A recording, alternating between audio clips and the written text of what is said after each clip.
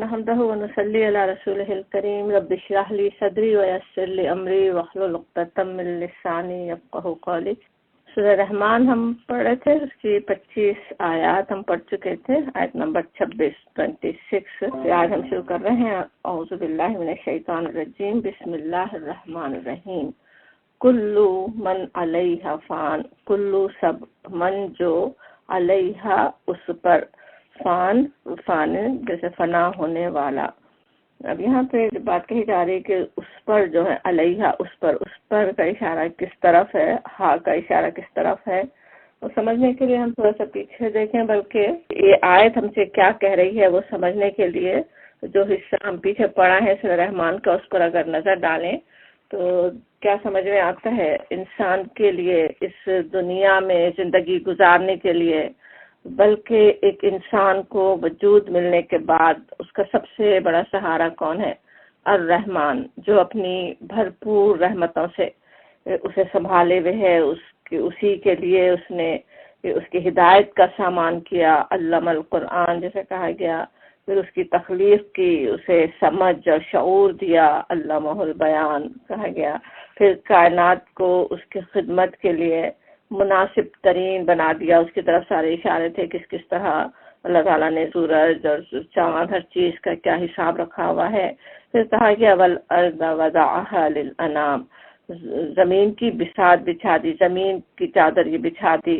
انعام کے لیے، مخلوق کے لیے، اپنی مخلوقات کے لیے، اس میں ساری نعمتوں کے ساتھ اپنی مخلوق کو کیسے کیسے مواقع دیے، مختلف صلاحیتیں دیں، مختلف حالات سے گزارا، اور پھر اب کہا جا رہا ہے کل من علیہ فان، پھر ایک دن آئے گا جب یہ سب کچھ ختم ہونے والا ہے، یہ بساط لپیٹ دی جائے گی، یہ زمین کی چادر، یہ زمین و آسمان کی جیسے تومار میں لپیٹ دیے جاتے اس طرح لپیٹ دیے جائے، سب کچھ ختم ہو جائے۔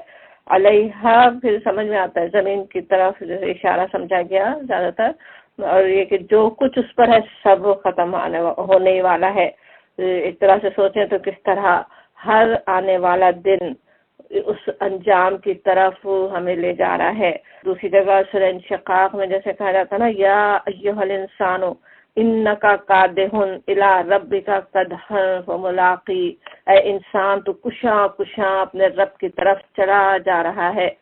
کدحن انک کادح الی ربک کدحن کیسا لگتا ہے نا، آہستہ آہستہ مسلسل، ہر سیکنڈ کا کانٹا، ہر منٹ، ہر ایک دن جو ہے وہ انسان کو کس طرف لے جا رہا ہے، اپنے رب کی طرف لے جا رہا ہے۔ اور اس سب باتوں پہ غور کریں تو کس طرح سمجھ میں آتا ہے نا، یہ دنیا، یہ کائنات اگرچہ ایک تھیٹر، ایک ڈرامے کی طرح صرف کھیل کود، مزے اور انٹرٹینمنٹ کے لیے نہیں ہے، فکشن نہیں ہے، بلکہ حق کے ساتھ اللہ تعالیٰ نے اس کی تخلیق کی ہے، لیکن بالکل اسی کی طرح ایک جیسے ایک تھیٹر، ایک ڈرامے، ایک مووی کی طرح ایک تھوڑی سی مدت کے لیے مختلف کرداروں کو مختلف رول ملے ہوئے ہیں، وہ کچھ دیر اپنا رول پلے کرتے ہیں، پھر پردہ گر جاتا ہے، پھر نہ وہ اسٹیج باقی رہا، نہ اسٹیج باقی رہتا ہے، نہ وہ کردار باقی رہتے ہیں۔ باقی رہنے والی چیز کیا ہوتی ہے؟ صرف یہ کہ اس نے اپنا کردار کیسے ادا کیا۔ بالکل یہی بات ہو رہی ہے آج بھی، جو کچھ ہم کر رہے ہیں، ایک کھیل تماشا یہ سب کچھ چل رہا ہو، جو بادشاہ بنا ہوا ہے وہ سمجھ رہا ہے کہ آج بادشاہ اقتدار مل چکا مجھے، سب کیا ہے، وہ ایک تھوڑی سی دیر کا بس تماشا ہے، تھوڑی دیر کے لیے ملا ہوا ہے۔ تو آج جو کچھ اس نے جو بھی حالات میں اس نے جو کچھ کیا وہی بس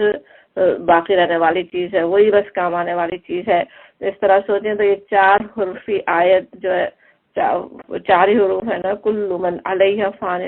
کیا کچھ ہمیں یاد دلا دیتی ہے نا، کیسی یاد دہانی ہو رہی ہوتی ہے، بلکہ اگر اس پہ غور کریں، سوچیں تو کس طرح ہر مشکل کو ہمارے لیے آسان کر دے آیت، کہ آج سوچیں کوئی چیز کتنی ہی عزیز ترین اور محبوب چیز ہو،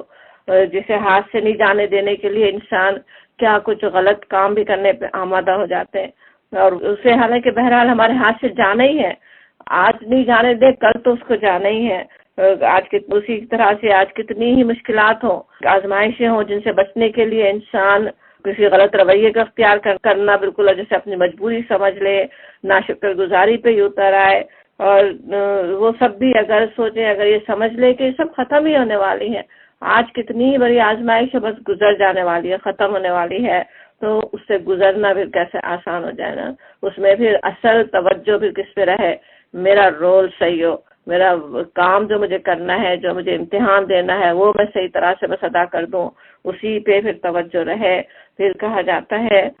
سورہ رحمان ہم پڑھ رہے ہیں، اس کی آیت نمبر 27 میں، وَيَبْقَى، اور وَيَبْقَى باقی رہے گی، وجہ ذات رب کا، تیرے رب کی، ذوالجلال والاکرام،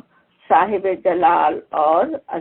عظمت والا، صاحب عظمت. اب یہاں پہ بات کہی جا رہی کہ کس طرح باقی رہے گا، باقی رہنے والا ہے، کہ کیا چیز باقی رہنے والی ہے؟ وجہ ربی کا کہا جاتا. وجہ کے معنی ویسے تو چہرہ ہوتے ہیں نا، اسی سے قرآن میں کئی جگہ جس طرح سے یہ لفظ آتا ہے، اس کے لیے رخ اور سمت بھی سمجھا گیا کہ اس کی طرف جیسے کرنا منہ. اردو اور فارسی کا جو لفظ ہے رخ، وہ بھی رخ کہنا اس طرف، یعنی کسی کی طرف جھکنا، کسی طرف مڑنا بھی ہوتا ہے، لیکن چہرے بھی اس کا اصل معنی چہرہ ہوتے ہیں نا، سمت کے لیے بھی استعمال ہی ہوتا ہے. وجہ ربکا کی جو تھم ہے وہ وجہ ربی، ربنا جو بھی کہیں، ربہم، وہ کئی طرح قرآن میں کئی دفعہ آتا بھی ہے وہ لفظ. لیکن وجہ کا جب لفظ پڑھتے ہوئے معنی چاہے اس کے چہرہ ہوں، لیکن ظاہر ہے اس کی اللہ تعالیٰ کی جب خود اس کی بنائی ہوئی مخلوقات، اس کی تخلیق کی ہوئی مخلوق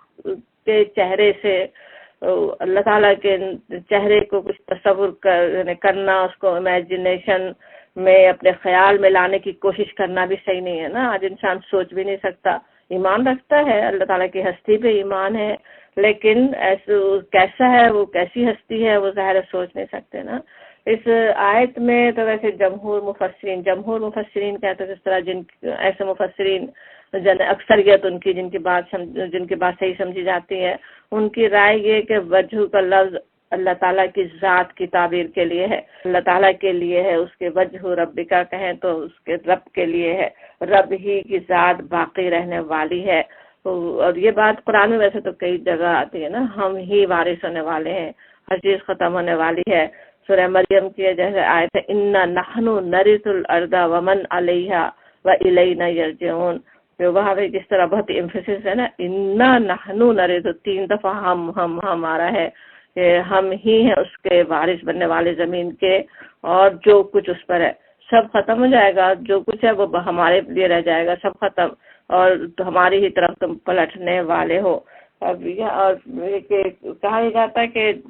باقی رہنے والی ہے ذات تیرے رب کی، اس کی صفات آ رہی ہیں، ذوالجلال والاکرام. ذوالجلال کا جو لفظ ہے، ذو کے معنی ہوتا ہے نا والے، وہ والا ہے، جلال والا ہے، جیسے کہا جائے صاحب جلال ہے. اور جلال کا لفظ جو ہے جیم لام سے اس کا روٹ ورڈ الجلالہ کہیں تو ہوتا ہے جیسے عظیم القدر، بڑی قدر و منزلت رکھنے والا. الجلال کا جو لفظ ہے وہ جیسے عظمت کی آخری حد جیسے سمجھی گئی، بہت ہی عظیم. اکرام کا جو لفظ ہے کرما سے کہ ہمارے عظمت ہونا بھی ہے، کہ خود وہ قابل عزت ہستی ہے، اور پھر دوسرے کو عزت دینا، ان پر کرم کرنا، وہ بھی مراد ہوتا ہے. اللہ تعالیٰ کی ہستی دونوں ہی طرح سے ہے، کرام اس کی ہستی کو کہا جا سکتا. یہ بھی بات ہے کہ ہمیں پتہ ہے کس طرح دنیا میں اگر کسی اور کو کچھ بھی اگر مل جائے، اس کو عظمت مل جائے، کوئی مقام مل جائے، تو کس طرح سے وہ دوسرے لوگوں پر، دوسروں پہ وہ کرم کرنے والے نہیں ہوتے نا، دوسروں سے دور ہوں، دوسروں پہ اپنا بلکہ طاقت دکھانے والے، ان کو استعمال کرنے والے بن جاتے ہیں نا. لیکن اللہ تعالیٰ کی ہستی جو ہے وہ دنیا کے انسانوں کی طرح کی ظاہر نہیں ہے، وہ اتنا صاحب جلال ہوتے ہوئے وہ دوسروں کی طرف وہ توجہ کرنے والا، بلکہ عظمت و جلال کے ساتھ اپنی مخلوقات کا اکرام بھی کرتا ہے، انہیں بن مانگے بھی دیتا ہے، بے شمار نعمتوں سے بھی نوازتا ہے، پھر ان کی درخواستیں اور ان کی دعائیں بھی سنتا ہے، ان کی طرف التفات کرتا ہے، جیسا کہ اگلی آیت میں بھی آ رہا ہے. اب یہاں پہ جو بات کہی جا رہی تھی نا کہ وہ وَيَبْقَى وَجْهُ رَبِّكَ ذُو الْجَلَالِ وَالْإِكْرَامِ، کہ وہ باقی رہنے والا ہے. وجہ ربی کا ایک تو ہم مفہوم سمجھ رہے تھے کہ اس کی ذات سمجھی گئی، کسی نے ویسے کچھ مفسرین نے یہ بھی سمجھا کہ وہ وجہ ربک سے مراد اللہ تعالیٰ کی طرف وہی اس کی جیسے ہم سمجھ رہے تھے نا اس کی سمت اس کا رخ کرنا اس معنی میں بھی لیا، اور اس کے لحاظ سے اس آیت کا مفہوم پھر یہ سمجھا گیا کہ کل موجودات میں سے بقا صرف اس چیز کو ہے جو اللہ تعالیٰ کی جانب ہے، اللہ تعالیٰ کی جانب میں ہے، جس میں اللہ تعالیٰ کی ذات و صفات بھی داخل ہے اور مخلوقات کے اعمال و احوال بھی، جس چیز کا تعلق حق تعالیٰ کے ساتھ ہے، اللہ تعالیٰ کے ساتھ ہے، وہ بھی اس میں شامل ہے۔ سورہ نحل کی آیت نمبر 96 ہے، ما عندکم ینفد وما عند اللہ باق، کہ جو کچھ تمہارے پاس ہے یعنی مال و دولت قوت و طاقت سب کچھ ختم ہونے والا ہے، اور جو کچھ اللہ کے پاس ہے وہ باقی رہنے والا ہے۔ اللہ کے پاس کیا کچھ ہے؟ جو اعمال انسان آگے کر کے بھیج دے، اس کی مخلوق نے جو آگے کر کے بھیج دیے، جو دعائیں اللہ کے پاس پہنچا دی جائیں، وہی باقی رہنے والی ہیں۔ نبی صلی اللہ علیہ وسلم کی بات بھی کیسی بالکل حقیقت پر مبنی لگتی ہے نا، اور جو ایک روایت آتی ہے نا کہ کس طرح گھر میں کوئی ایک بکری کا گوشت رکھا ہوا تھا، تو نبی صلی اللہ علیہ وسلم آ کر اپنی زوجہ محترمہ سے پوچھتے ہیں کہ کیا وہ سب کو بانٹ دی گئی؟ تو انہوں نے فرمایا کہ نہیں، صرف ایک دست رہ گیا، باقی سب لوگوں تک پہنچا دی گئی۔ تو نبی صلی اللہ علیہ وسلم نے فرمایا کہ نہیں، یہ کہو کہ ساری بکری باقی رہ گئی، صرف وہ ایک دست نہیں باقی رہا۔ جو خود کھا لیں وہ تو باقی رہنے والا نہیں ہے نا، جو لوگوں تک پہنچ گیا، جو صدقے میں دے دیا، جو لوگوں تک پہنچا دیا، وہ تو اللہ کے پاس پہنچ چکا، وہ تو باقی رہنے والا ہے۔ تو اس طرح سے وہ نیک اعمال بھی اللہ کے پاس باقی رہنے والے ہیں، یہ بھی کسی نے مفہوم سمجھا۔ ذل جلال والاکرام کا جو یہاں پہ اللہ تعالیٰ کی صفات آ رہی ہیں، ویسے تو اللہ تعالیٰ کے ہر نام کی اپنی اہمیت ہے، اسماء الحسنہ کا ہمیں پتہ ہے، خود قرآن میں کہا گیا کہ اس کو اللہ کو پکارو اس کے اسماء حسنہ کے ساتھ۔ خود نبی صلی اللہ علیہ وسلم نے بھی نصیحت کی صحابہ کرام کو۔ ترمذی، نسائی اور مسند احمد میں ایک حدیث آتی ہے، ربیہ ابن عامر رضی اللہ عنہ سے روایت ہے کہ نبی صلی اللہ علیہ وسلم نے فرمایا، الذو بیاد الجلال والاکرام۔ الذو کے معنی ہوتے ہیں جیسے لازم پکڑ لینا، ذل جلال والاکرام کو لازم پکڑ لو، جیسے آپ نے فرمایا کہ اس کو زبان پہ رکھو، اس سے اپنے رب کو پکارو۔ خود نبی صلی اللہ علیہ وسلم کا طریقہ بھی دوسری روایات سے پتہ چلتا ہے، آپ کس طرح کسی بھی پریشانی میں ہوں، کسی مشکل میں ہوں، آپ اللہ تعالیٰ کے جن ناموں کو پکارتے تھے ان میں ذل جلال والاکرام کا بھی نام آتا ہے۔ ویسے بھی اللہ تعالیٰ کے صفاتی نام کیسے ہیں نا، ان سے جب بندہ اپنے رب کو پکارے تو اس میں کیسی تسکین اس کے لیے ہے، کتنی تسلی اسے حاصل ہو سکتی ہے۔ سوچیں وہ جو اتنی عظیم و جلیل ہستی ہے، اور وہ جو اپنے بندوں پر اتنا کرم بھی کرنے والا ہے، اس کے ہاتھ میں اپنا معاملہ دے کر اپنی پریشانی اس کے حوالے کر کے پھر بندہ کو کیسا اطمینان حاصل ہو سکتا ہے نا، کہ کتنی دنیا میں تو کیسے مواقع آتے ہیں جب انسان کو ایسے محسوس ہو کہ اب کچھ کر نہیں سکتا، آگے کچھ راستہ نہیں نظر آ رہا ہو، لیکن اپنا معاملہ جب ذل جلال والاکرام کے حوالے کر دے، اللہ تعالیٰ ہی اس کو صحیح کرنے والا ہے، جلال بھی ہے، طاقت والا بھی ہے، عظمت والا ہے، سب اس کے کنٹرول میں بھی ہے، اور اتنا کرم بھی کرنے والا ہے۔ وہ اسی ہستی سے ہی پھر کیسی بہترین امیدیں رکھی جا سکتی ہیں۔ پھر وہی آیت جو بار بار صورت میں آ رہی ہے، فَبِأَيِّ آلَاءِ رَبِّكُمَا تُكَذِّبَانِ، پھر کون کون سی نعمتوں کو اپنے رب کی تم دونوں جھٹلاؤ گے۔ اب پچھلی کلاس میں ہم نے اس جملے پہ غور تو کیا تھا، اس آیت پر کچھ یاد بھی ہوگا، لیکن کچھ لوگ ہو سکتا ہے وہاں پہ موجود نہیں بھی ہوں، تو تھوڑا سا یاد بھی کر لیں۔ اعلیٰ کا مفہوم یاد ہوگا کہ اس کے کیا کیا معنی ہیں۔ نعمتیں بھی زیادہ تر سمجھا گیا، لیکن اور دوسرے اور بھی مفہوم بھی مفسرین نے لیے جس میں عربی میں استعمال ہوتے ہی تھے جو پہلے سے، جیسے نشانیاں، کمالات اور فضائل، عجائب قدرت اور صاف حمیدہ، اور سبھی کچھ جیسا موقع ہو اس کے لحاظ سے کن معنوں میں استعمال ہو رہا ہے وہ لفظ سمجھ میں آ سکتا ہے نا۔ پھر کون کون سی سوال ہو رہا ہے، تو سوال بھی کیسا ہوتا ہے نا، یاد دلانے والی چیز، چونکانے والی چیز۔ اعلیٰ اپنے رب کی کن کن نعمتوں کو، کن کن قدرتوں کو، اور رب کما کا یاد ہوگا کہ کم ویسے تو کا لفظ جو ہے تم کے لیے استعمال ہوتا ہے نا، اور کما دو کے لیے تسنیہ ہے اس کا. تو کما سے کون ہے؟ انسان اور جنوں کے گروہ جیسے مخاطب ہے، اور ان دونوں سے کہا جا رہا ہو کہ تم دونوں اپنے رب کے کن کن کمالات کو جھٹلاؤ گے. دیکھتے ہو یہ کیسی یہ دنیا ہے، کس طرح وہ کیا اس کا کیسا انجام ہونے والا ہے، کس طرح سب کے فنا ہے، کس طرح باقی رہنے والی ذات ایک اللہ کی ہے. وہ سب جاننے کے بعد بھی کہ پھر کن کن کمالات کو تم جھٹلاؤ گے. جھٹلانے کا مفہوم بھی ذہن میں ہوگا. ایک تو جھٹلانا تو زبان سے جھٹلا دینا، اللہ کی دی ہوئی نعمتوں کو اللہ کی عطا کردہ ماننے سے انکار کر دینا، اور یہ ماننے سے انکار کرنا اللہ کی نعمتوں کو، اللہ کی قدرتوں کا انکار، اور اس کو سب کچھ جو کچھ میسر ہے آج جو کچھ ملا ہوا ہے اسے اپنی زور بازو کا نتیجہ سمجھنا. وہ بھی دو طرح سے ہو سکتا ہے نا. ایک تو یہ کہ زبان سے ہی بس انکار ہو کہ ماننے کو تیار نہیں ہو، پتا تو ہے کہ ہاں اللہ نے سب کچھ بنایا ہے، سب پیدا کیا ہے، اور پھر یہ کہ عمل بھی اسی کے مطابق ہونا. ایک یہ کہ زبان اور دل سے تو جانتا مانتا ہو کہ سب کچھ اللہ کا عطا کرتا ہے، لیکن پھر اپنے عمل سے ان نعمتوں کا حق ادا نہ کرے. عمل اس کا انکار کر رہا ہے اس چیز کا. ایک انکار جو ہے وہ اللہ سے جھٹلانا جو ہے، تکذیب جو ہے وہ بالکل اللہ سے کفر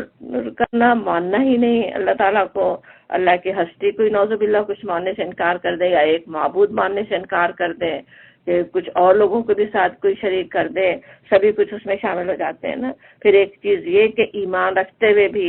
ناشکری کرنا، وہ بھی ایک تکذیبی ہے نا، کہ زندگی کا پورا رویہ ہر چیز بتا رہی ہو کہ وہ کچھ سمجھ ہی نہیں رہا ہے کہ کیا اللہ کی نعمتیں ہو رہی ہیں، نعمتوں کا حق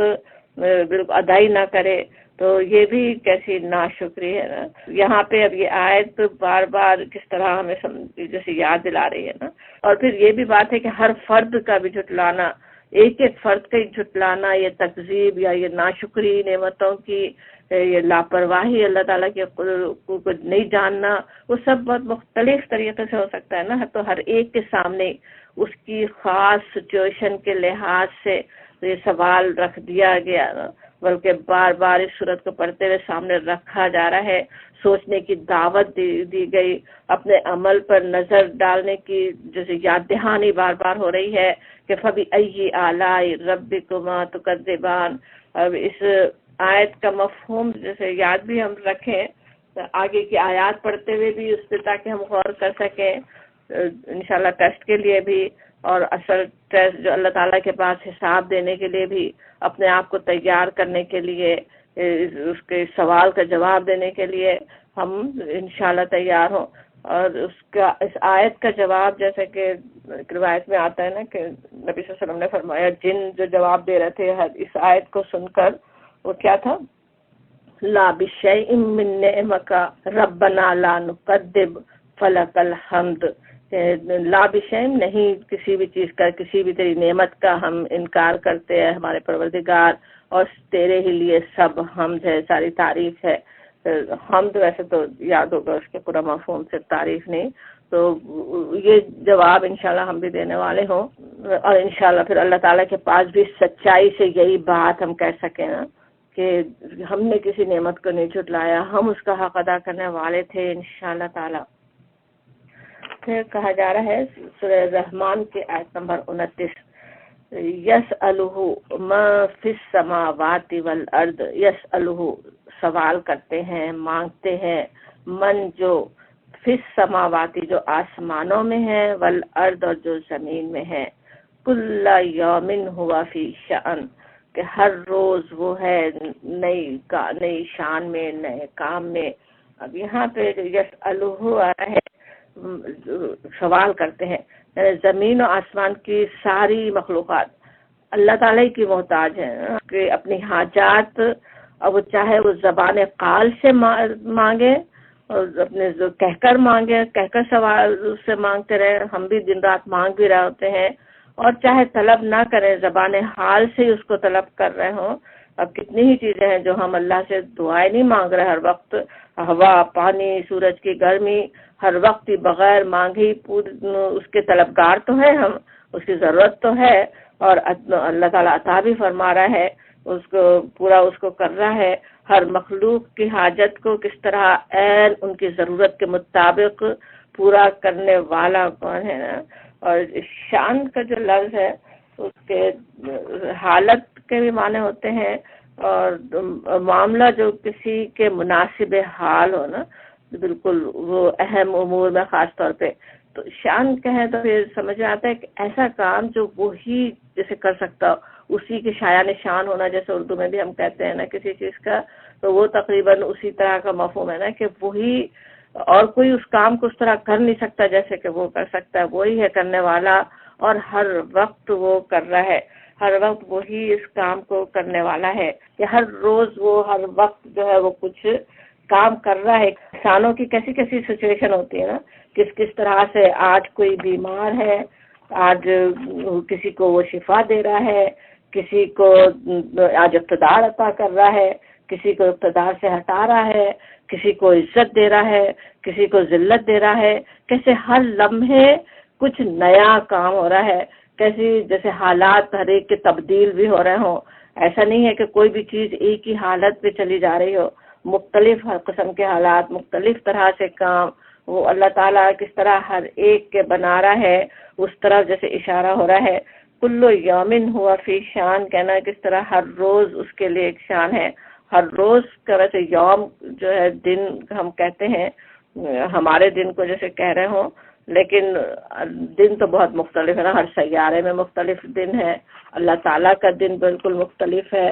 تو وقت کے معنوں میں جیسے سمجھا جا سکتا ہے نا کہ اس کی ہر وقت اس کی ایک نئی شان ہے، اپنے کائنات کا نظام وہ سنبھالے ہوئے ہے، اللہ تعالیٰ کی شان، اس کی قدرتیں ہر لمحہ ہر لہجہ اپنا رنگ دکھا رہی ہیں، اس کے کس طرح سے جیسے ابھی ہم سمجھ رہے تھے کسی کو زندہ کر رہا ہے، کسی کو موت، کسی کا کچھ حال ہے، کسی کا کچھ حال وہ بنا رہا ہے، جیسے ہر آن جیسے اللہ جل شانہ بھی کہتے ہیں نا، اسی سے کہ اس کی ایک خاص شان ہے۔ پھر وہی بات کہی جاتی فَبِأَيِّ آلَاءِ رَبِّكُمَا تُكَذِّبَانِ، بس اے جن و انس کا لفظ نہیں آ رہا، لیکن ربکما کہنے سے سمجھ میں آتا کہ جن و انس سے خطاب ہے، پورے گروہ جن و انس سے خطاب ہے کہ اپنے رب کی کن کن صفات حمیدہ کو تم،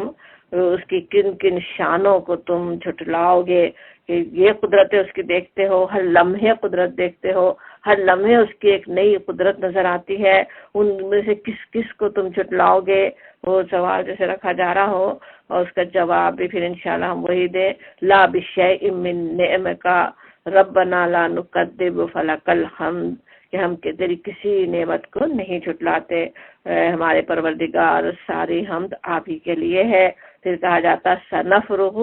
لکم ایھا الثقلان، سنفرغ کا جو لفظ ہے فراغا سے، فراغا جو ہے وہ فعل ہوتا ہے نا، کام، اس کی ضد ہے، کہ جیسے فارغ ہو جانا اردو میں ہم کہتے ہیں، خالی ہو جانے کے بھی معنی ہوتے، اور خاص طور پہ جیسے کسی ایک مصروفیت کے بعد، ایک کام کرنے کے بعد پھر دوسری طرف پوری توجہ کر دینا، وہ اصل مراد ہے۔ اور سنفرغ کہا جاتا ہے، سا کیسا ہوتا ہے، ان قریب، جلد، نہ ہم کے لیے، سنفرغ ہم فارغ ہونے والے، ہم فارغ ہونے سے ظاہر ہے یہ بات نہیں ہے، اللہ تعالیٰ کے لیے یہ بات، اس کی اللہ تعالیٰ کو کوئی حاجت نہیں ہے کہ ایک کام پہ ایک وقت توجہ پوری دے، پھر اس کو کر کے دوسری طرف پھر وہ توجہ دوسرے کام پہ دے۔ اللہ تعالیٰ ایک ہی وقت میں، جس طرح کل یومن ہوا فی شان میں سمجھ رہے تھے، اتنی مخلوقات کے لیے وہ ہر وقت ہر ایک کی ضرورت پوری کر رہا ہے، ہر ایک کے کام بنا رہا ہے، ایک ایک مخلوق کے ایک ایک فرد، ایک ایک اس کا وہ کام بنانے والا ہے، تو اس کے لیے ایسا نہیں ہے کہ وہ ایک کام کر کے وہ پھر دوسری طرف تو متوجہ ہوگا، یہ بات نہیں ہو رہی ہے، بلکہ اصل بات جو سمجھائی جا رہی ہے وہ یہ کہ اللہ تعالیٰ کس طرح ایک کام کا، جیسے اللہ تعالیٰ کے لیے پورا جیسے ایک ٹائم ٹیبل بنا ہوا ہو، آج یہ کام ہو رہے ہیں، آج اللہ تعالیٰ دنیا میں انسانوں اور جنوں کی نسلیں پیدا کر رہا ہے، انہیں اس دنیا میں لا کر، انہیں دنیا کیا امتحان گاہ ہے نا، اس میں مقام کے مواقع دیے جا رہے ہیں، اور پھر ایک وقت آنا ہے جب یہ امتحان ختم، ایک دم وہ سلسلہ ختم ہو جائے گا، اور اس وقت جیسے سب وہ ختم ہو جائیں، اور پھر وہ وقت آ جائے کہ باس پوس کا ٹائم آ جائے کہ ان کی طرف پوری طرح متوجہ ہو جائے. تو سنفرغ لکم کہنے سے ایسا ایک طرح کی بہت ہی اس بات کو جیسے سمجھایا جا رہا ہو کہ کس طرح اللہ تعالیٰ پوری طرح سے اس وقت متوجہ ہوگا اپنے بندوں کی طرف، کس طرح ان سے سوال جواب ہونے والا ہے، کس طرح ان سے حساب لیا جائے گا، اس کی طرف اصل بات ہو رہی ہے کہ وہ سنفرغ لکم، ہم تم سے باس پوس کرنے والے ہیں. اور ایھا الثقلان جیسے کہا جا رہا ہے، ثقل کا جو ثقلان تثنیہ ہے، دو کی جمع، ثقل کی ثقل کے معنی ہوتے ہیں بوجھ کے، اور ثقلہ اس بار کو بھی کہتے ہیں جو وزن کو جو سواری پر لدا ہوا ہو. تو ثقلان ثقلین کہیں تو جیسے دو بوجھ، دو لدے ہوئے بوجھ ہوگا. اور وہ کس کو کہا جا رہا ہے؟ جو انسانوں اور جنوں کو کہا جا رہا ہے کہ وہ جو بوجھ ہے، بوجھ بھی ہے یعنی کہ جو اختیار رکھنے والی ایک زبردست مخلوق ہے، اس کے لیے بھی جیسے کہا جا رہا ہو ایھا الثقلان، ان کو مخاطب کر کے کہ دو بوجھو جنوں اور انسانوں، تمہاری طرف متوجہ ہونے والا ہو، تمہارا حساب اصل میں ہونے والا ہے، تم اللہ کے سامنے کھڑے ہونے والے ہو، اس مالک یوم الدین کے سامنے تم کھڑے ہونے والے ہو. وہ بات اصل میں یاد دلائی جا رہی ہے.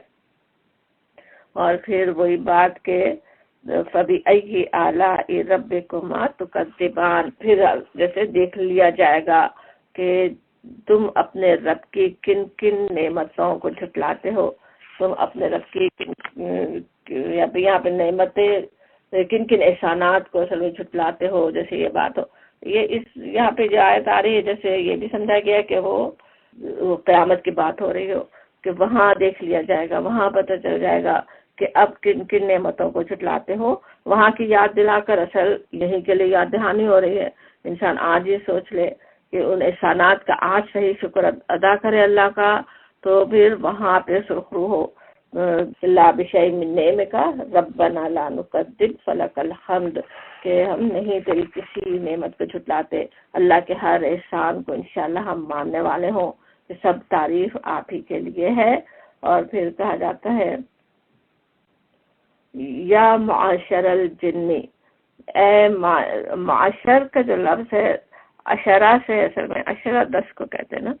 اور اسی سے پھر جب انسانوں کا ایک گروہ ہو بڑا تو معاشرہ کا جو لفظ اردو میں ہم کہتے ہیں وہ بھی اسی سے ہی ہے نا. معاشر جو ہے یا عشیرہ کہتے ہیں جیسے خاندان کے افراد کو، تو مختلف لوگوں کے ملنے سے جو گروہ بنتے ہیں، تو جیسے ایک سے زیادہ لوگوں سے جو 10 کی گنتی سے سمجھا گیا، اور اسی سے پھر مختلف گنتیاں کہ یا معاشر الجن، اے گروہ جن والانس، اے گروہ جن اور انس. اب جن کے بعد ویسے ہم بار بار پڑھتے ہی آ رہے ہیں اس صورت میں، خود پہلے سے بھی جانتے ہی ہیں جنوں کے بارے میں. اس میں پچھلی کلاس میں آیت 15 میں جہاں خلق الجان من مارج من نار تھا، وہاں بھی ہم نے کچھ بات سمجھی تھی جنوں کے بارے میں، لیکن اس کے لفظ پہ پتہ نہیں ہم نے اس وقت بات کی تھی یا نہیں. جیم نون اس کا روٹ ورڈ ہے نا، اور جس کے معنی ہوتے ہیں جن کے معنی اصل میں ہوتے ہیں کسی چیز کے حواس سے پوشیدہ ہونے کے. جیسے جنت جو ہے باغ کے لیے جو کہا جاتا، وہ بھی وہ باغ جس کی زمین درختوں کی وجہ سے نظر نہیں آ رہی ہو، یا جنت کو جنت جو کہا جا رہا ہے وہ آج کیسے نظروں سے پوشیدہ ہے. اسی وجہ سے ماں کے پیٹ میں جو چھپا ہوا بچہ ہو وہ بھی جنین کہلاتا ہے نا، دیکھ نہیں سکتا کوئی، ماں تک نہیں دیکھ سکتی، چھپا ہوا ہے. اور جن ہمیں پتہ ہے کہ کس طرح کیسی چھپی ہوئی مخلوق ہے نا، آج انسان کو دیکھ نہیں سکتا. اور خاص طور پہ سوچیں اپنے جو انسان اپنے حواس، اپنی صلاحیتوں پہ جو گھمنڈ رکھنے والے انسان ہو، ان کے لیے بھی سوچنے کا مقام ہے نا کہ کیسے کیسے آج انسان کوششیں کر رہا ہے اتنا زبردست راکٹ بنا کر، اور بڑی بڑی دوربینیں طاقتور اور مشینوں کے ذریعے سے کائنات میں زندگی کے نشان ڈھونڈتا پھرتا ہے. لیکن اسی کے بالکل آس پاس رہنے والی مخلوق، بلکہ خود اس پر اثر انداز ہونے والی، اسی کے ساتھ رہنے والی، تو اس کے ساتھ اس پہ اثر ڈالنے والی جو مخلوق ہے اس سے قطعی ناواقف، کچھ بھی حواس سے محسوس ہی نہیں کر سکتا، پتہ ہی نہیں۔ اللہ تعالیٰ کی دی ہوئی خبر سے ہی ہمیں پتہ چلتا ہے کہ ہاں ہے ایک مخلوق ایسی، ورنہ تو نہیں انسان پہچان سکتا ہے۔ اور انشاءاللہ اس سے ایسے ہی ناواقف ہی رہیں، ان کے عمل، ان کے کرتوتوں سے ہوشیار بھی رہیں، اور لیکن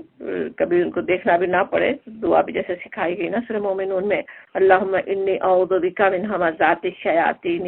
واعوذ بک ربی ان یحضرون، کہ اللہ ہم آپ کی پناہ چاہتے ہیں شیاطین کے وسوسوں سے بھی، اور پناہ چاہتے ہیں اس سے ہمارے رب کے وہ ہمارے سامنے حاضر ہوں، کہ انہیں دیکھنا بھی نہ پڑے ہمیں۔ اب اس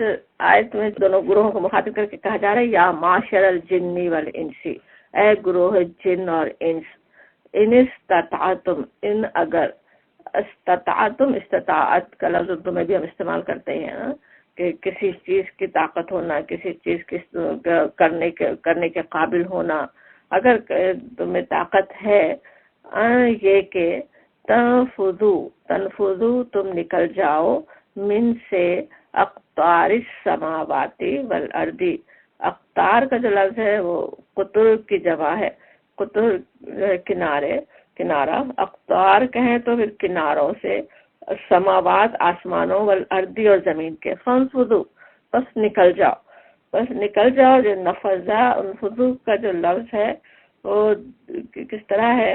کہ جیسے آر پار نکل جانا، اس کے اصل میں معنی ہوتے کسی چیز کا تیزی سے داخل ہونا، آر پار ہونا۔ نفوذ ہم اردو میں بھی استعمال کرتے ہیں نا، کسی چیز کا نفوذ، کسی چیز میں ہونا، اکثر جیسے انرجی جیسی چیزیں ہوتی نا، حرارت وغیرہ، ہیٹ، کس طرح ایک جگہ سے دوسری جگہ پہنچ جاتی نا آسانی سے، اور جیسے اندازہ بھی نہ ہو، پتہ بھی نہ چلے، اور وہ پہنچ جائے کسی میٹر سے، کسی ہیٹ گزر جاتی ہے، اس کو بھی نفوذ ہم کہتے ہیں نا اردو میں۔ تو نفذ ہے جیسے اس سے گزر جانا، نکلنا، جیسے بھاگ جاؤ اگر تم رکھتے ہو۔ اب یہاں پہ کیا بات اصل میں سمجھائی جا رہی ہے نا، کہ جو کہا جا رہا ہے انسانوں سے، اگر تم اپنے آپ کو جیسے مطلق العنان سمجھ رہے ہو، جو چاہے میں کر سکتا ہوں وہ میں کروں گا، مجھے کوئی پوچھنے والا نہیں ہے، تو جیسے ان کو چیلنج کیا جا رہا ہو، کہا جا رہا ہو کہ ذرا اللہ کے بنائے ہوئے آسمانوں اور اس کی پیدا کی ہوئی زمین کی حدود سے نکل کر دکھاؤ، اور یہ کہ نہیں نکل سکتے، پھر ساتھ ہی بتا بھی دیا گیا۔ ایک تو پہلے کہا گیا ان استطاعتم، اگر تم استطاعت رکھتے ہو نکلو، اور آسمان اور زمین کے قطر سے نکلو، اس کے اقطار سے نکلو، کناروں سے نکلو۔ صرف زمین سے نکلنے کی بات نہیں ہو رہی ہے کہ زمین و آسمان کے کناروں سے نکلنے کی بات ہو رہی ہے نا، ایسا نہیں کہ زمین سے نکل کر چاند تک انسان پہنچ جائے، تو جیسے کوئی نعوذ باللہ آیت غلط ثابت ہو گئی ہوا بھی تھا نا، کس طرح جب چاند سے پہنچنے کا جب واقعہ ہوا ہے، کیسی کیسی باتیں بھی لوگوں نے بنائی ہیں، جیسے کوئی اب مذہب تو فرض شدہ چیز ہو گئی ہو، نعوذ باللہ۔ کہ ایسی کوئی بات نہیں ہے کہ وہ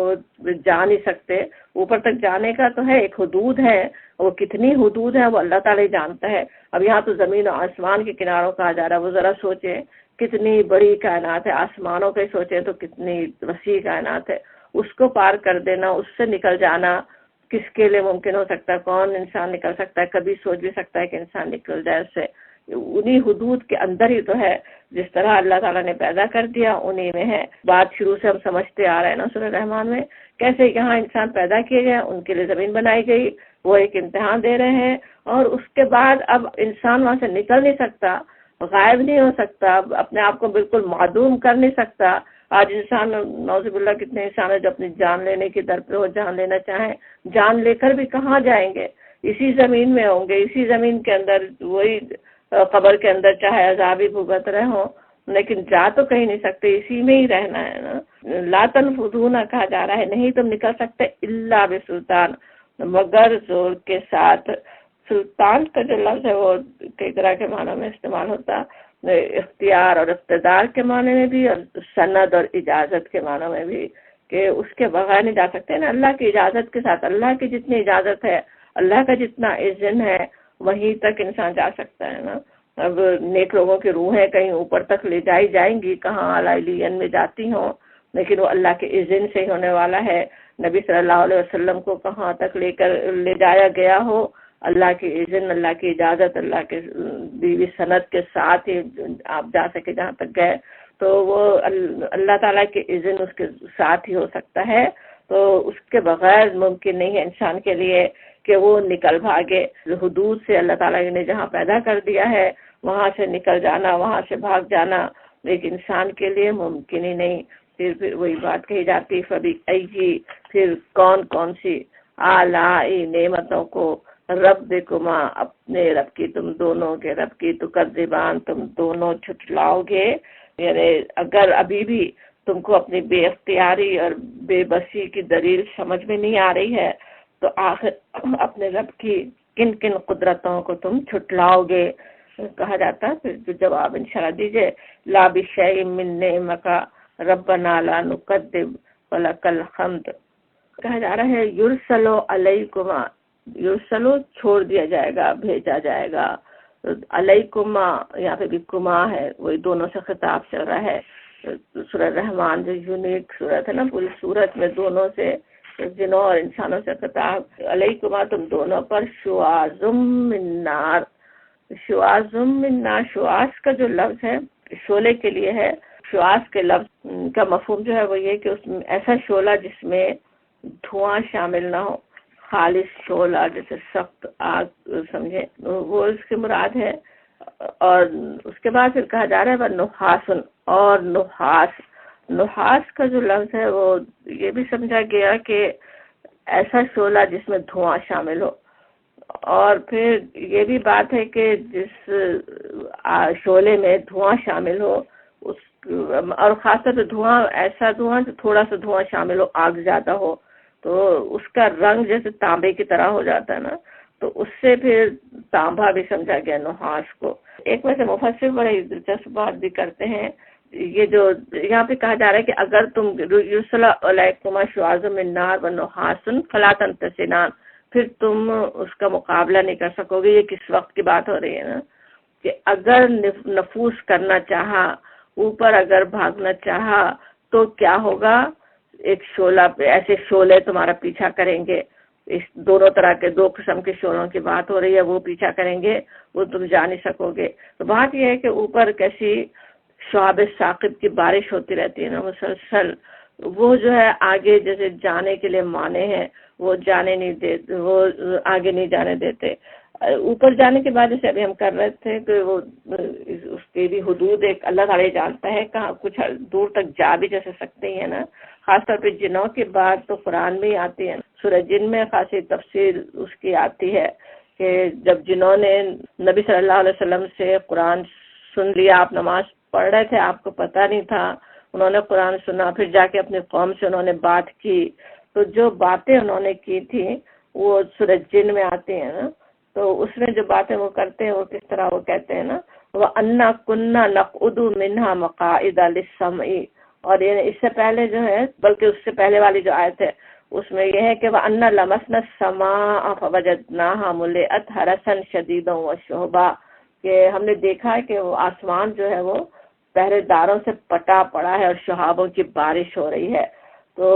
انہیں یعنی پہلے بھی جیسے اوپر جاتے ہوں، لیکن نبی صلی اللہ علیہ وسلم کی آمد سے پہلے جیسے زیادہ ہی پہرے لگا دیے گئے ہوں، تو وہ جن جو ہے وہ پہلے ہی سوچ رہے تھے کہ کچھ خاص بات ہونے والی ہے۔ انہوں نے دیکھا کہ جب ہم اوپر جائیں، آسمان کو جب ٹٹولا تو ہم نے دیکھا کہ وہ پہرے داروں سے پٹا پڑا ہے، اور وہ کہتے ہیں وَأَنَّا كُنَّا نَقْعُدُ مِنْهَا مَقَاعِدَ لِلسَّمْعِ، اور یہ کہ پہلے ہم سنگن لینے کے لیے آسمان میں بیٹھنے کی جگہ پا لیتے تھے۔ اب وہ کس طرح آپ نفوذ کرتے ہو نا جن، اور کوئی جگہ انہیں مل بھی جاتی ہو وہ کر بھی لیتے تھے۔ اور فَمَن يَسْتَمِعِ الْآنَ يَجِدْ لَهُ شِهَابًا رَصَدًا، اور اب جو کوئی چوری چھپے سننے کی کوشش کرتا ہے وہ اپنے لیے گھات میں شہاب ثاقب لگا ہوا پاتا ہے۔ جنوں کا ہمیں پتہ ہے کہ کاہنوں کا بھی پورا کاروبار جو چلتا وہ اس پہ نا کہ جنوں سے تعلق رکھ کے، اور جن جو ہے وہ ادھر ادھر سے تھوڑی بہت کوئی بات سن لے، جو فرشتوں کو احکامات دیے جا رہے ہوں، جو فرشتے احکامات دیے جا رہے ہوں، تو 100 جھوٹی باتوں میں کوئی ایک ہے سچی بات شامل کر کے وہ اس سے پھر کاہن اپنا کاروبار چمکا لیتے ہیں نا۔ تو یہاں پہ وہی سمجھ میں آتا ہے سورہ جن میں کہ اوپر تو جاتے تھے جن، خبریں بھی لیتے تھے، لیکن ایک خاص موقع پہ جب کوئی کام ہونے والا ہو، جیسے قرآن اترنے والا تھا، اس وقت وہ پہرے جو ہے بہت ہی سخت ہو گئے تھے نا. وہ جن کہتے ہیں کہ ہر ایک اپنے لیے گھات میں شہاب ثاقب لگا ہوا پاتا تھا. اور وَأَنَّا لَا نَدْرِي أَشَرٌّ أُرِيدُ بِمَنْ فِي الْأَرْضِ أَمْ أَرَادَ بِهِمْ رَبُّهُمْ رَشَدًا. اور وہ کہتے ہیں اپنے قوم سے جیسے وہ بات کر رہے ہیں کہ ہمیں سمجھ میں نہیں آ رہا تھا کہ زمین والوں کے ساتھ کوئی برا معاملہ کرنے کا ارادہ کیا گیا ہے یا ان کا رب انہیں راہ راست دکھانا چاہتا ہے. تو جیسے جنوں کو پتا ہو کہ کوئی عذاب جیسے آنے والا ہے یا کوئی رسول آنے والے ہیں، اس وقت پہلے سخت ہو جاتے ہیں. تو وہ یہ باتیں لوگوں سے، اپنی قوم سے وہ کر رہے تھے. تو اس سے سمجھ میں آتا ہے کس طرح جنوں کے پیچھے، اور بلکہ سورہ ملک میں بھی اسی طرح کی بات بھی ہے نا، جو اوپر خبریں لینے کے لیے جائیں انہیں شہاب ثاقب ان کا پیچھا کرتا ہے. شہاب ثاقب جو ہوتے ہیں ان کا وہ تدبر قرآن میں جیسے وہ لکھتے ہیں کہ ہمیں پتہ ہے کہ ان شہابوں کے اندر جس طرح لوہے اور پتھر وغیرہ کے اجزاء شامل ہوتے ہیں، اسی طرح پتہ چلتا ہے کہ اس کے کانسی اور تانبے کے اجزاء بھی پائے جاتے. تانبا کہیں تو کھاپڑ، تو نحاس کے جو معنی ابھی ہم سمجھ رہے تھے اس کو تانبا بھی کہتے ہیں نا، تانبے سمجھا گیا. اور اب چاہے وہ ایسا شعلہ جس میں تھوڑا دھواں بھی شامل ہو وہ ہو نحاس، یا پھر وہ شہاب ثاقب سے ہی مارے جاتا، ان سے بھگایا جاتا، اس میں ظاہر ہے تانبے کی بھی اجزاء شامل ہی ہیں. تو اور یہ کہ فلا تنتصران، پھر تم مقابلہ نہیں کر سکو گے. تنتصران انتصار کا جو لفظ ہوتا وہ بدلہ لینے کے لیے یا کسی کی مدد کرنے کے لیے. تو کہا جا رہا ہے کہ تم کچھ کر نہیں سکتے، نہ کہیں اور سے مدد مل سکتی، نہ تم کچھ مقابلہ کر سکتے ہو. وہاں سے مارے اور بھگائے جاتے ہو، کچھ کر نہیں سکتے انسان نا. اور وہ سچ اتنی اوپر بارش ہوتی رہتی ہے نا، انسان بھی جو اوپر بنائے اپنے اسپیس اسٹیشن وغیرہ، کس طرح ہر تھوڑے دن میں وہ ختم ہو جاتے ہیں نا، پھر دوسرے بنانے پڑتے ہیں، جگہ بدلنی پڑتی ہے، کیا کچھ ہوتا ہے. اور یہ سب کچھ انسان دیکھ رہا ہو اور پھر بھی جھٹلا رہا ہو، پھر بھی اللہ کے قدرتوں کو ماننے کے لیے تیار نہ ہو. اس سے کہا جاتا فَبِأَيِّ آلَاءِ رَبِّكُمَا تُكَذِّبَانِ، پھر تم کس طرح سے اپنے رب کی کن کن نعمتوں کو تم جھٹلاؤ گے، کن کن قدرتوں کا تم انکار کرو گے. لا بِشَيْءٍ مِّن نِّعْمَكَ رَبَّنَا لَا نُكَذِّبُ فَلَكَ الْحَمْدُ. اور پھر کہا جا رہا ہے فَإِذَا انشَقَّتِ السَّمَاءُ فَكَانَتْ وَرْدَةً كَالدِّهَانِ. یہ تو ابھی معاملہ ہو رہا تھا اس وقت کا دنیا کا، کہ ابھی جو اوپر جانے کی کوشش کریں ان کے لیے کیسے شعلے ان کا پیچھا کرتے ہیں، شہاب ثاقب ان کا پیچھا کرتے ہیں. اب اسی سے پھر آخرت کا منظر اب بتایا جا رہا ہے کہ اب جب وہ جس طرح کل من علیہا فان ان سے بات شروع ہوئی تھی نا، جب فنا ہو جائے، پھر زمین کے خاتمے کا وقت آ جائے، پھر اس وقت کیا ہونے والا ہے خاتمے کے وقت میں. فَإِذَا انشَقَّتْ، فَإِذَا جب انشقت، شق سے شین قاف کا پھٹ جائے، سما آسمان، فکانت پس وہ ہو جائے گا وردتن. وردہ کا جو لفظ ہے، وردہ گلاب کے پھول کو بھی کہتے ہیں، اسی سے سرخ اور گلابی رنگ کو بھی. کدہان، کدہان کا جو لفظ ہے اس کے کئی معنی میں سے مفسرین لیتے ہیں. دہان دال ہے نون، دہن ویسے تیل کو بھی کہتے ہیں، تو اس سے دہان یہاں پہ تیل کی تل چھٹ کو بھی سمجھا گیا. بہت سارا تیل پکنے کے بعد جو نیچے تیل کی وہ جو رہ جاتا ہے یا جل رہا ہو تو کس طرح سے اس کا سرخ رنگ اس کا ہو رہا ہو، یا تیل سے جو آگ جلائی جائے اس کا کیسے رنگ کی طرف اشارہ. لیکن ایک بات یہ بھی سمجھی گئی دھیان سے کہ وہ جیسے چمڑے کی طرح، جیسے کسی کھال کھینچ لی جائے تو کیسے سرخی بس نظر آ رہی ہو نا، تو وہ بھی جیسے سمجھا گیا کہ وہ آسمان جو ہے وہ اس وقت جب وہ پھٹ جائے گا تو اس کا کیا حال ہوگا.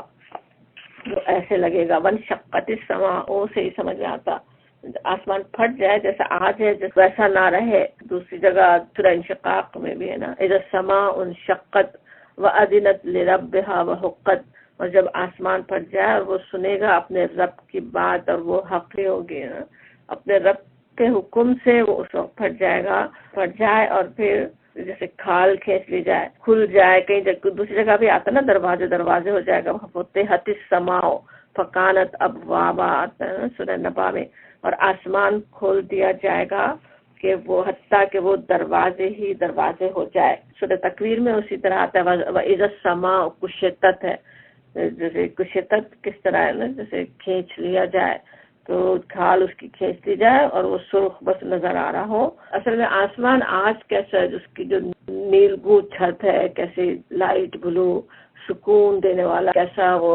ہمیں رنگ نظر آ رہا ہے نا. اصل میں تو چاہے نہ ہو، لیکن ہم کو جو آج نظر آ رہا ہے وہ کس طرح انتہائی سکون بخشنے والی چیز ہے نا. اور وہ چیز اس وقت نہیں رہے گی. پورا جو نقشے دوسری جگہ قیامت کے کھینچے گئے، ستارے پھٹ جائیں اور کیسی کیسی آگ لگ رہی ہو اور کیا کچھ ہو رہا ہو اللہ عالم، تو اس کی وجہ سے آسمان کس طرح کا سرخ سرخ نظر آ رہا ہو. اوپر نظر ڈالے انسان کو بس سرخی نظر آ رہی ہو، وحشت دلانے والی وہ چیز بھی کیسی اور زیادہ جیسے وحشت زدہ کر دینا. تو وہ سمجھ میں آ رہا ہے. تو جو کیسے چھوٹا سے نقشہ رکھا جاتا قیامت کے دن کا، لیکن کیسی اس کی ہولناکی پوری سامنے آ جاتی نا. ہولناکی کی پوری تصویر جیسے سامنے آ رہی ہے کہ فَإِذَا انشَقَّتِ السَّمَاءُ فَكَانَتْ وَرْدَةً كَالدِّهَانِ، بس وہ ہو جائے گا گلابی جیسے دہان کی طرح، وہ چمڑے کی طرح یا تیل کی طرح، تیل کی تلچھٹ کی طرح جو بھی سمجھے. فَبِأَيِّ آلَاءِ رَبِّكُمَا تُكَذِّبَانِ. اب یہاں بھی یہ جو سوال رکھا جا رہا ہے، جیسے چاہے اس وقت کے لیے ہو، یہ سب دیکھنے کے بعد بھی تم جھٹلاؤ گے، اس وقت بھی اللہ کی قدرتوں کو نہیں مانو گے. جیسے وہ بات بھی کہی جا رہی ہو نا کہ تم دونوں معاشر جن و انس تم جھٹلاؤ گے، یہ سب پیش آنے کے بعد، سب ہو جانے کے بعد بھی جھٹلاؤ گے. یہ سوال رکھا جا رہا ہو. اور پھر کہا جا رہا ہے فَيَوْمَئِذٍ لَا يُسْأَلُ عَنْ ذَنبِهِ إِنسٌ وَلَا جَانٌ. فَيَوْمَئِذٍ پس اس دن لا يسألو نہیں پوچھا جائے گا عن ذنبہ اس کے گناہوں کے بارے میں، انسو ولا جان انسان سے اور نہ جن سے، ان سے بات پوچھی نہیں جائے گی، ان سے پوچھا نہیں جائے گا ان کے گناہوں کے بارے میں. اب یہاں پہ جو ویسے تھوڑی سی دیر ہے اور یہ آیت جو ہے سمجھنے کے لیے اگلی بھی آیت کے ساتھ ہی زیادہ اچھی طرح سمجھ میں آئے گی. تو یہ بھی ہو سکتا ہے کہ ہم یہیں بس کر دیتے ہیں. تو انشاءاللہ اگلی دفعہ یہ تھوڑا سا ہی ہے جہنم کا حال، جو قیامت کے دن کا حال، جو مجرموں کے ساتھ جو کچھ پیش آ رہا ہوگا وہ 1-2 آیات میں ہے. پھر اس کے بعد تفصیلی بہت ساری آیات جنت کا احوال بتا رہی ہیں. تو انشاءاللہ ہم ایک ساتھ ہی دونوں طرح کے لوگوں کے جو انجام ہے وہ پڑھتے ہیں اگلی کلاس میں. وآخر دعوانا الحمدللہ رب العالمین.